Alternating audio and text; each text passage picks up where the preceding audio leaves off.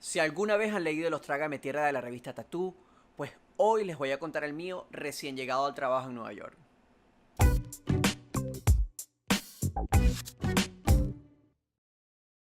Si eres millennial y vivías en América Latina, entenderás. Los Trágame Tierra eran parte de una sección de una revista juvenil para niñitas de 12, 13, 14, 15 años. Por lo menos mi prima tenía esas revistas y yo las leía de vez en cuando, porque había una sección que a mí me encantaba. Y ahí siempre habían unas historias de momentos vergonzosos, generalmente en citas con chicos, y siempre por algún motivo eran como cropológicos. O sea, las chamas sí nunca llegaban al baño, o se les salía algo en la cita por no decir qué, o llegaban al baño y no había papel, o sea, todo giraba en torno a eso. Una cosa muy extraña ahora que lo pienso. Pero, total, que eso a mí me generó un trauma. O sea, yo siempre pensé que a mí me iba a pasar la cosa más embarazosa en algún punto. Y pasaron 9 años de ese trauma hasta que el momento finalmente llegó. Procedo a narrar los personajes. Primero, la profesora. Segundo, mi jefa. Tercero, yo. El lugar. Un lugar cuyo nombre no mencionaré porque esto no es para un brollo, un bochinche, ni tampoco la intención es dañar a nadie. Es un momento educativo, para que a nadie le pase lo que a mí me pasó. Es que apenas comienzo a contarlo me da vergüenza, pero no me tiene que dar vergüenza. Ya van a ver por qué no. Les voy a contar las dos caras de la moneda. Ahora, ¿por qué contar esta historia? Porque yo he percibido que en YouTube hay como un boom de videos interculturales. Y es como un inventario obsesivo. 7 cosas que no le tienes que decir a una persona en Japón. 5 cosas que no le puedes contar a un alemán. Y es como que...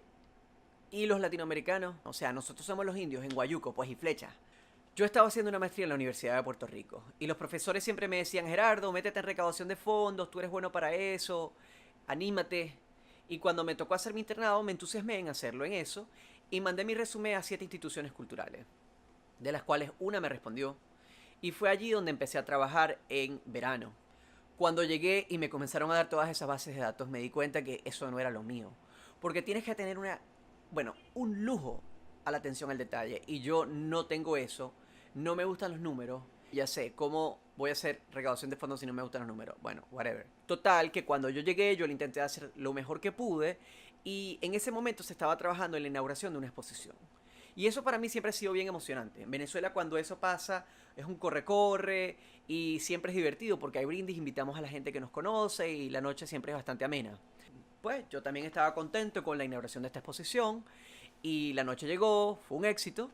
Y al día siguiente yo me encuentro a mi jefa, aquí al momento, voy caminando hacia la oficina y me encuentro a mi jefa parada en la puerta, ¿no?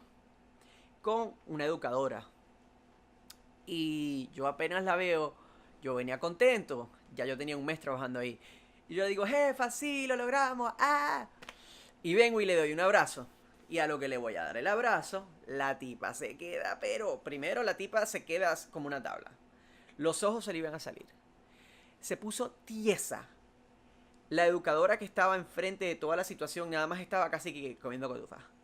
Y bueno, yo ya le iba a dar el abrazo y yo lo percibí todo, pero yo no sabía qué hacer. Yo no me iba a echar para atrás en ese momento. Ya yo había arrancado y yo, ajá, yo me comprometí. Total, que cuando le estoy dando el abrazo, eh, no me acuerdo de más nada. Se me borró la memoria. Solamente me acuerdo que después de ese momento yo estaba sentado en mi oficina caliente, o sea, de la vergüenza.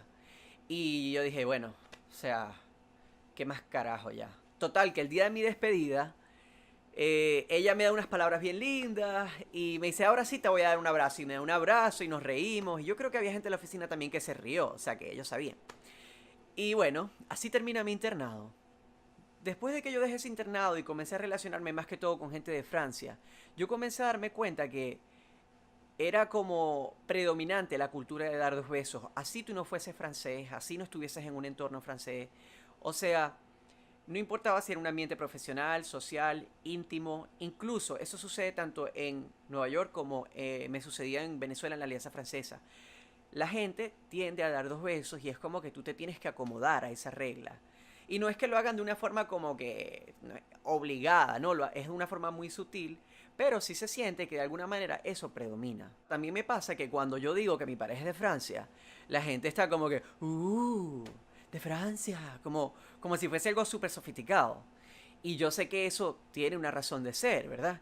Y es que ha existido una construcción histórica a lo largo de los años que los franceses son sofisticados a través de la gastronomía, del vino, de las representaciones de la realeza, de la monarquía francesa, y ha sido algo sobre todo construido en Estados Unidos, que en América Latina para mí específicamente tuvo mucho impacto con Pepe Le Pew, y eso lo crearon los Looney Tunes, que vienen de Estados Unidos. Por cierto, Pepe Le Pew en Francia es italiano, pero bueno, para analizar cómo me siento yo frente a culturas que quizás son un poco más dominantes y es aceptado que esas concepciones del espacio personal se rompan, frente a culturas como las nuestras que quizás no es tan aceptado que se haga, quiero hablar del sociólogo Bourdieu y de su concepto, el capital cultural. Bourdieu utiliza el concepto de capital que generalmente se estudia desde el campo económico y lo define como un proceso interesado donde hay una transacción de lucro o beneficio personal. Entonces él explica que tácitamente, cuando él define al capital como algo interesado, existen otros tipos de transacciones que son desinteresadas o de procesos que son desinteresados, como lo son la cultura y la sociedad. Entonces, Bourdieu coloca la palabra capital encima de cultura y de sociedad para crear sus conceptos capital cultural y capital social. Es decir, el arte no es algo desinteresado, sino que también existe como capital económico si lo transferimos en manera del libro, que pueden transformarse en un precio, en manera de obras de arte que se pueden vender en casas de subasta con tasamientos especializados, o también en manera de conocimiento que se puede medir bajo la institucionalización de las universidades, y también los capitales sociales que suceden a través de relaciones interpersonales que se van construyendo, y en la medida en que tus relaciones tengan mayores capitales, pues tú tendrás también de alguna forma más capital. La razón por la cual Bourdieu, en parte, no todo, pero la razón por la cual Bourdieu hace esto es porque él quiere desmitificar ese concepto de tal palo a tal astilla. Es decir, que porque tú naces de alguien o porque tú tienes cierta genética, tú eres talentoso. Y él explica que la transmisión del conocimiento no solamente sucede en el colegio o en las escuelas, sino que también sucede a través de los aprendizajes que suceden en la familia. Y en ese sentido me interesa utilizar este concepto para pensar en las desigualdades que existen entre los hispanos y los franceses y qué sucede en un entorno metropolitano como Nueva York cuando entramos todos en conjunto. Por otra parte, no quiero generalizar y quiero hacer un mea culpa. Estábamos en Estados Unidos y ella es americana y bueno, nos regimos bajo las reglas de Estados Unidos. Yo no estoy diciendo que esta persona sea del tipo de persona que se echa para atrás frente a un abrazo, pero a un francés le da las dos mejillas. Pueden haber muchos otros factores. Yo estaba recién llegado de América Latina, o sea que yo estaba en piloto automático latino sabrosón terrible. Y puede ser que la tipa estaba de mal humor, puede ser que la tipa era germofóbica. Uno nunca sabe lo que la persona está pensando. Anteriormente les dije que les iba a mostrar las dos caras de la moneda. Este concepto del capital cultural fue escrito hace ya varios años.